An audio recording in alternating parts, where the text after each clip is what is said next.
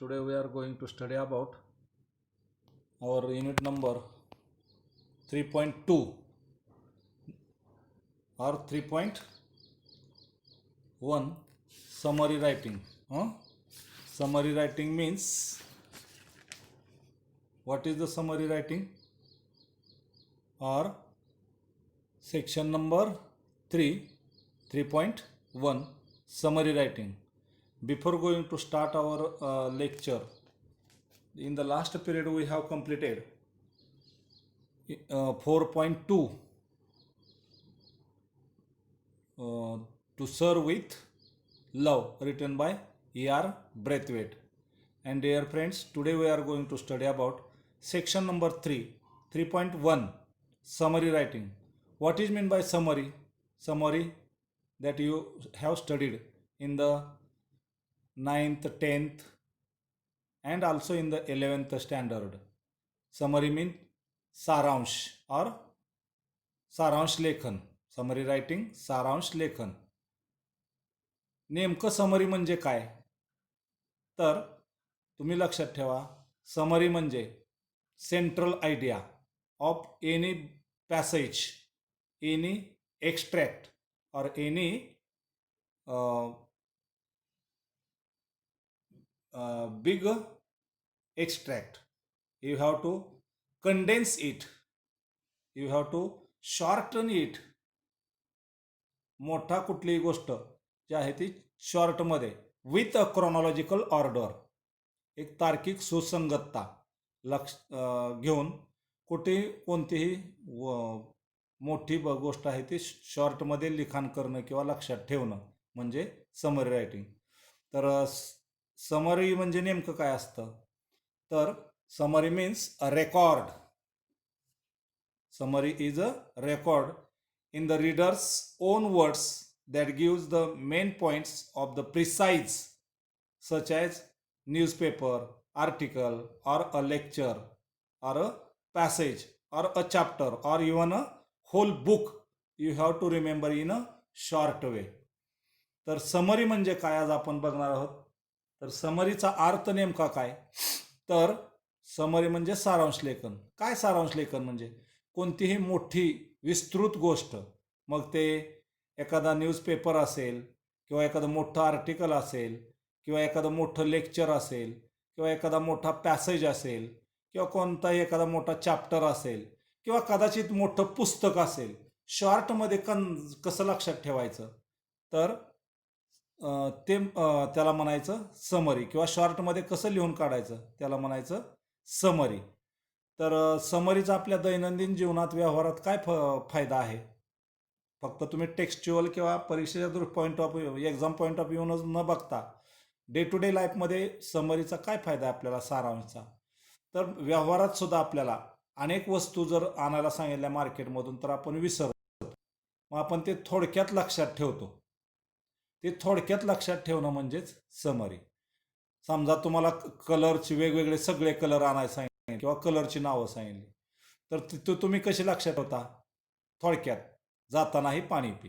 म्हणजेच जा म्हणजे जांभळा, ता म्हणजे तांबडा, ना म्हणजे जाताना, ना म्हणजे नारंगी, ही म्हणजे हिरवा, पा म्हणजे पांढरा, नी म्हणजे निळा, पी म्हणजे पिवळा, जातानाही पाणी पी. म्हणजे आपण एवढे कलर सगळे एका वाक्यात लक्षात ठेवतो. किंवा अजून कोणतीही विस्तृत गोष्ट शॉर्टमध्ये लक्षात ठेवण्यासाठी आपण वेगवेगळ्या क्लिक्स वापरतो, आयडिया वापरतो, त्याला म्हणायचं समरी. तर ह्या गोष्टी कशासाठी? तर दैनंदिन जीवनात सुद्धा आपल्याला अनेक मोठ्या मोठ्या गोष्टी, फळाभर माहिती आपल्या लक्षात राहील का? नाही. तीच आपण एक तार्किक ह्यानं महत्त्वाचे कोणते आहे, बिगर महत्त्वाचे कोणते आहे हे लक्षात घेऊन जर महत्त्वाच्या गोष्टी फक्त त्याचा क्रम लावून लक्षात ठेवले तर आपल्याला फायदा होतो. म्हणजे तुम्हाला अभ्यासामध्ये, दैनंदिन अभ्यासामध्ये सुद्धा, आता पुढं तुम्ही भविष्यात पुढचं मोठं शिक्षण करायला गेला तर एका एका विषयाची तुम्हाला मोठेले अशी रेफरन्स बुक असतात. मग हे सगळे रेफरन्स बुक लक्षात ठेवणं शक्य आहे का? नाही. मग त्यासाठी आपण काय करतो? स्वतःच्या काही क्लिक्स वापरतो किंवा थोडक्यात आपण ते पॉईंट्स काढतो आणि लक्षात ठेवतो. किंवा एखादी विस्तृत स्वतःच्या सेल्फ आपण नोट्स तयार करतो, तर त्याला म्हणायचं समरायझिंग किंवा समरी. तर तुम्हाला बोलायचं झालं तर टू स्पीक बोलताना किंवा टू राईट लिहिताना, just the essential is one of the important steps toward the developing language skill. हां, हे एक लँग्वेज स्किल आहे, भाषेचं स्किल आहे की आपल्याला समरी लक्षात ठेवण्याचं.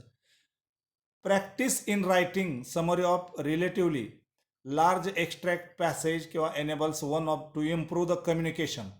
म्हणजेच आपल्याला आपलं बोलणं असेल, लिखाण असेल, ते त्यात लॉजिकली आपण कुठल्या ऑफिसमध्ये वगैरे जरी गेलं तर तिथं बोर्ड असतो बघा, आपले म्हणणे थोडक्यात मांडा. म्हणजेच तुम्हाला जे काय अनेक गोष्टी मांडायच्यात, पण त्या अनेक गोष्टी थोडक्यात कशा मांडायच्या, ह्याला ऑफिसमध्ये सुद्धा जे काय क्लास 1 क्लास 2चे ऑफिसेस असतात ना, त्या क्लास 1 क्लास 2च्या ऑफिसमध्ये तिथं बोर्ड लिहिलं असतं की आपलं म्हणणं थोडक्यात मांडा. म्हणजेच तुमच्या डोक्यात अनेक कल्पना आहेत त्या पानभर पॅसेजभर, पण ती थोडक्यात कशा मांडायच्या, अटॅक ऑन ऑब्जेक्ट, दिलेली गोष्ट थोडक्यात कशी मांडायची, यालाच समरी म्हणायचं.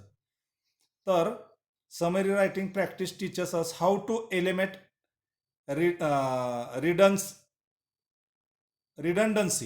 रिडंडन्सी म्हणजे वगळायचा भाग. कोणता भाग महत्त्वाचा आहे, कोणता बिगर महत्त्वाचा आहे, हे आपण वाचून घ्यायचं असतं आणि तो महत्त्वाचा भाग तेवढा ठेवायचा, बिगर महत्त्वाचा रिडंडन्सी म्हणजे वगळायचा. तर रिडंडन्सीचा अर्थ काय, the use of more words than necessary to express a point without missing out the key information. महत्त्वाची की इन्फॉर्मेशन म्हणजे काय, महत्त्वाची गोष्ट न वगळता बाकीचा जो बिगर महत्त्वाचा भाग आहे तो डिलीट करायचा, वगळायचा, याला म्हणायचं समरी. पॅसेज असो किंवा एक्स्ट्रॅक्ट असो, for समरायझिंग could be piece of writing such as newspaper, article, chapter, transformation of lecture or even full length book. The aim म्हणजे हे तुम्हाला हे करताना न्यूजपेपर असेल, आर्टिकल असेल किंवा एखादा पुस्तक चॅप्टर असेल किंवा लेक्चर एखादं थोडक्यात लक्षात ठेवायचं असेल किंवा फुल लेंथ बुक असेल, तर ते थोडक्यात लक्षात ठेवणं म्हणजे समरी किंवा थोडक्यात त्याचे क्रोनॉलॉजिकल ऑर्डर, तार्किक सुसंगता लक्षात ठेवून ते तयार करणं. The aim of summary is to present the readers with brief, clear and objective account of the passage or extract. तर समरीचा मूळ हेतू काय असावा तुम्ही लक्षात ठेवा की प्रेझेंट द ब्रीफ, थोडक्यात काय असेल ते मांडणी करायची. क्लिअर, क्लिअर म्हणजे लॉजिकल सिक्वेन्स वगैरे जिथल्या तिथं लॉजिकल सिक्वेन्स तुमच्या लक्षात येतो की क्रम लावा त्याचा की 1 2 3 4 5 6 असा क्रम तुम्हाला त्या वाक्यांचा वाचून घेऊन लावा आपल्याला जे मांडायचं ते. And objective account the passage of the extract, त्यातलं ऑब्जेक्टिव्ह, महत्त्वाची गोष्ट ऑब्जेक्टिव्हची, ती ध्येय उद्दिष्ट काय त्या पॅसेजची, ते तुम्ही ओमिट केली नाही पाहिजेत. महत्त्वाचा भाग तुमच्या समरीमध्ये आलाच पाहिजे आणि हा येताना क्रमवारीनं आला पाहिजे, म्हणजे पुढच्या वाचताना वाचकाला ते समजावं. अशा पद्धतीनं. आता कन्सायझेशन म्हणजेच कटिंग. तुम्ही जो भाग कट करणार आहे समरीतला, काय करता तुम्ही बऱ्याच वेळा सारांश लेखन म्हणजे की वळी मोजता आणि 30 वळी असतील तर 10 वळी लिहून काढायचा म्हणजे 1/3 सारांश. तसं नाही, 30 वळी आहेत आणि 10 वळी लिहिल्या म्हणजे तुम्ही काय करायचा असतो, तो पॅसेज वाचून घ्यायचा आहे, पूर्ण वाचून घ्यायचा आहे. वाचून घेऊन एकदा नाही दोनदा तीनदा वाचा तुम्ही आणि कशाविषयी आहे ते थोडक्यात लिहून काढायचं. That is called summary. तर cutting out the necessary words म्हणजे अननेसेसरी वर्ड्स कटिंग करणं, जे शब्द महत्त्वाचे नाहीत ते कट करणं is very important in summary writing. Similarly we can omit details such as examples. आपण एखादा पॅसेज समजून देण्यासाठी, तुम्हाला समजून देण्यासाठी उदाहरणं वगैरे दिलेले आहेत, हां, पण तेच उदाहरणं पुन्हा तुम्ही द्यायची नाहीत, म्हणजे एक्झाम्पल्स कट करायचे किंवा कोटेशन्स वगैरे दिले असतील ते कट करायचे. Information given within a bracket for dashes, repetition or figurative language. तर काय ह्या ज्या गोष्टी आहेत म्हणजे ब्रॅकेटमध्ये दिलेल्या काय डॅश असेल, रिपिटेशन्स असेल किंवा अलंकारिक भाषा असेल ते ओमिट करायचं आहे. Most of the figures, numbers किंवा satisfactory data can also be omitted. तुम्हाला जो महत्त्वाचा नाही वाटत तो सांख्यिकी माहितीसुद्धा ओमिटी करायची असते. वाईल रायटिंग समरी, समरी लिहिताना काय करावं आणि काय न करावं. You must be careful not to omit any key information. महत्त्वाची माहिती जी आहे ते समरी लिहिताना कधीच ओमिट करायची नाही, डिलीट करायची नाही किंवा वगळायची नाही. लाईकवाईज त्याचप्रमाणे you must not add any ideas of your own. तुमच्या स्वतःच्या कल्पना समरी लिहिताना त्यात अजिबात स्वतःच्या कल्पना ॲड करायच्या नाहीत. इन्क्लुडिंग कॉमेंट्स, त्याच्यात स्वतःच्या कॉमेंट्स काय करायच्या नाहीत किंवा पॅसेजमध्ये लेखकानं समजून देताना काय कॉमेंट्स केले असतील त्या घ्यायच्या नाहीत. Above all summary must be written in your on words. सगळ्यात महत्त्वाचं लक्षात ठेवा की summary written in on words. ते वाचून घ्यायचा मूळ पॅसेज तुम्ही केवढा असेल तेवढा मोठा पॅसेज वाचून घ्यायचा. एकदा नाही समजला दुसऱ्यांदा वाचून घ्या. कशा विषय आहे ते समजून घ्या अँड राईट समरी. एक 5-6 ओळीमध्ये एक मध्यभागी असं त्याला योग्य असं शीर्षक द्या मोठ्या अक्षरात आणि कशा विषय आहे ते शीर्षकाचा गाभा असावा तुमच्या समरीत. ते शीर्षक जे देणार आहे ते तुमच्या मध्यभागी असं टायटल असावं आणि मग खाली एक त्याच्या 5-6 ओळी स्वतःच्या भाषेत ज्या विषय टॉपिक दिलेला आहे त्याच विषयामध्ये इन युअर ओन वर्ड स्वतःच्या शब्दात लिहायचा. आणि ते स्वतःच्या शब्दात लिहिताना महत्त्वाचा भाग ओमिट होऊ नये याची काळजी घ्यायची. आणि अजून एक काय, क्रोनॉलॉजिकल ऑर्डर जे आहे ते ऑर्डर राहिले पाहिजे, म्हणजे तार्किक सुसंगतता. आपण पॅरेग्राफ वगैरे सुद्धा कधी बदलतो, एक विचार लागला की त्याला लागून दुसरा विचार असेल, त्याला लागून तिसरा विचार असेल, त्यावेळेला आपण ते पॅरेग्राफ फॉर्मेशन करतो. लाईकवाईज तुम्ही जे 5-7 ओळी लिहिणार आहात त्या पॅसेजमधल्या महत्त्वाच्या भाग आहेत ते लिहायच्या आणि वरून खाली लिहिता यायचं, म्हणजे कशाविषयी आहे तो गाभा लिहून काढायचा. That is summary. समरी लिहिताना काय करावं बघा. आता समरी लिहिताना काय करावं हे पहिल्यांदा मी सांगतो. तर रीड अँड गिवन पॅसेज. काय करा, रीड द गिवन दिलेला पॅसेज वाचा, पुन्हा वाचा. कशासाठी, समजून घ्या आणि त्याचा गाभा आहे तो तुम्हाला उतरायचा आहे तुमच्या भाषेत. त्यानंतर अंडरस्टँड, समजून घ्या ते कशाविषयी आहे आणि समजून घेतलेला तोच भाग आणा. दुसरा भाग समरी पॅसेजमध्ये इथं दिलेली एक आहे तुम्ही वेगळीच लिहिली, नाही चालणार. म्हणून ज्याच्याविषयी आहे तो अंडरस्टँड करून घ्या, समजून घ्या आणि मगच तो समरी लिहा. रीड द इन्स्ट्रक्शन्स, त्यातले काय इन्स्ट्रक्शन्स आहेत ते माहिती वगैरे वाचा. Find exactly what you need to summarise. तुम्ही असं शोधा की नेमकं काय तुम्हाला समराईज करायचं आहे, तुम्ही शोधून काढा. काय समरी सारांश लेखन करायचं ते शोधून काढा. Identify the main idea by the key information through the process of asking questions to yourself. Main idea कोणची आहे ते स्वतःला प्रश्न विचारा, ह्यातली मेन आयडिया कोणती आहे. आणि जी मेन आयडिया आहे ते स्वतःला प्रश्न विचारा, ही मेन आयडिया आहे ती मेन आयडिया तुमच्या पॅसेजमध्ये आली पाहिजे. Form short sentences of your on. छोट्या वाक्य तुमची स्वतःची करायची. अगदी असं की दिस इज पॅसेज इज अबाउट किंवा दिस एक्स्ट्रॅक्ट इज अबाउट आणि कशाविषयी आहे ते एक वाक्य सांगत चालायचं. त्यानंतर connect the sentence using the linkers or other cohesive devices.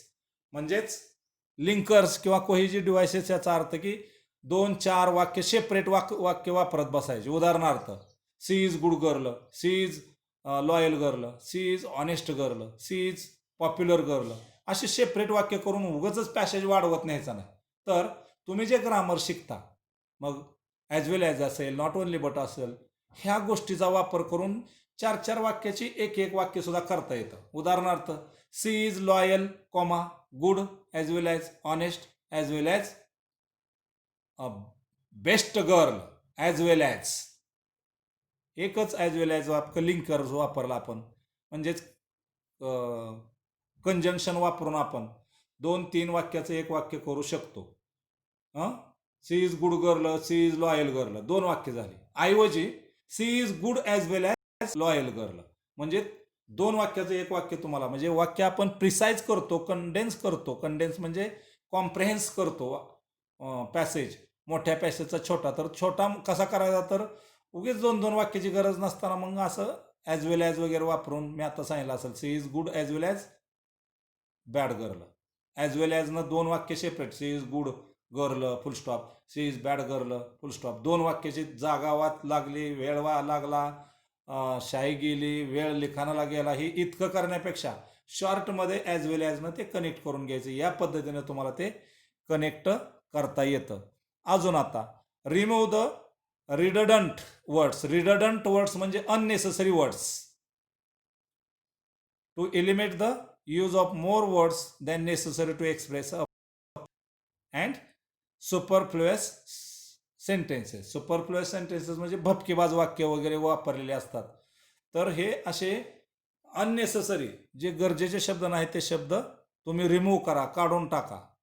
Omit details म्हणजे अजून काय करा तर ओमिट डिटेल्स, जे जे महत्त्वाचं नाही ते ओमिट करा, डिलीट करा, वगळून टाका. आणि अवॉइड युअर ओन इंटरप्रिटेशन, स्वतःची त्याच्यावरती इंटरप्रिटेशन किंवा स्वतःचं मत वगैरे त्याच्यावर मांडू नका. आता समरी लिहिताना अजून काय करू नका. बघा, खूप महत्त्वाचं लेक्चर आहे तुम्हाला समरी रायटिंग 3 मार्कासाठी येते. तर खूप सोपं असतं ते. मी पुन्हा प्रिसाईजमध्ये हे लेक्चर झालं की अजून शॉर्टमध्ये तुम्हाला सांगेन की समरी ॲक्च्युअल लिहिताना काय काय करावं आणि काय करू नये. आता काय करावं हे तर सांगितलंच मी. काय करू नये म्हणजे समरी लिहिताना काय करावं, पुन्हा एकदा सांगेन मी. समरी लिहिताना काय करावं, पॅसेज एकदा वाचा, दोनदा वाचा, समजून घ्या, अंडरस्टँड. तिसरा मुद्दा, त्याची इन्स्ट्रक्शन्स काय दिलेले आहेत ते वाचून घ्या. चौथा मुद्दा, तुम्हाला नेमकं काय समराईज करायचं आहे ते शोधा. पाचवा मुद्दा, महत्त्वाच्या ज्या आयडिया आहे, मेन आयडिया आहेत, की इन्फॉर्मेशन आहे, ते बाजूला काढा, स्वतःला विचारा हे यातलं महत्त्वाचं काय, प्रश्न विचारा आणि तो महत्त्वाचा काय मुद्दा आहे तो लक्षात ठेवा. त्यानंतर सहावा मुद्दा, form short sentences of your on, स्वतःची छोटी छोटी छोटी वाक्य तयार करा दिलेल्या माहितीवर आणि ती करताना लॉजिकल सिक्वेन्स ठेवा, तार्किक सुसंगतता ठेवा. त्यानंतर सातवा मुद्दा, लिंकरचा वापर करा. लिंकर्स म्हणजे हे कंजंक्शन्स आपण जे आहेत ना, ॲज वेल ॲज वगैरे वापरतो. 2 वाक्याचं 1 वाक्य करून असं शॉर्ट करता येतं. आठवा मुद्दा, जे अननेसेसरी शब्द आहेत, गरजेचे शब्द असतील, वाक्य असतील, एक्झाम्पल्स असतील, ते ओमिट करा, डिलीट करा. नववा मुद्दा, ओमिट डिटेल्स म्हणजे काय काय डिटेल्स ओमिट करा, वगळा. तर लेखकानं तुम्हाला समजून देण्यासाठी एक्झाम्पल्स दिले असतील ते वगळा. तुम्हाला पटवून देण्यासाठी काय फिगर्स ऑफ स्पीच दिले असतील ते वगळा. अजून काही शब्द अननेसेसरी ओव्हर वापरले असतील, सुपरफ्लुअस म्हणतो म्हणजेच अतिशयोक्तीपर शब्द वापरले असतील ते वगळा. किंवा काय तुम्हाला ॲडव्हर्ब्स वगैरे वापरले असतील ते वगळा, क्रियाविशेषणं. आणि स्वतःचं स्पष्टीकरण किंवा मत मांडू नका. आता समरी लिहिताना काय करू नका, बघा काय करू नका मी सांगतो तुम्हाला. स्वतःचा काही गोष्टीचा इन्क्लूड किंवा एक्सक्लूड करू नका, म्हणजे काही गोष्टी त्या वाक्यात स्वतःचा इन्क्लूड करू नका किंवा त्यातनं काही महत्त्वाच्या गोष्टी एक्सक्लूड म्हणजे बाजूला काढू नका किंवा स्वतःच्या काही गोष्टी ॲड करू नका, त्यात पदरचे भर घालू नका किंवा स्वतःचं पदरचं काय कॉमेंट करू नका त्याच्यावर स्पष्टीकरण वगैरे. किंवा लास्टली 5वा मुद्दा, स्वतःची उदाहरणं वगैरे त्यात पदर पुन्हा देऊ नका. पुन्हा बघा, काय करू नका, त्याच्यात इन्क्लूड म्हणजे समावेश करू नका, ज्यादा कशाचा पॅसेजमध्ये आहे त्याच्यापेक्षा ज्यादा समावेश करू नका.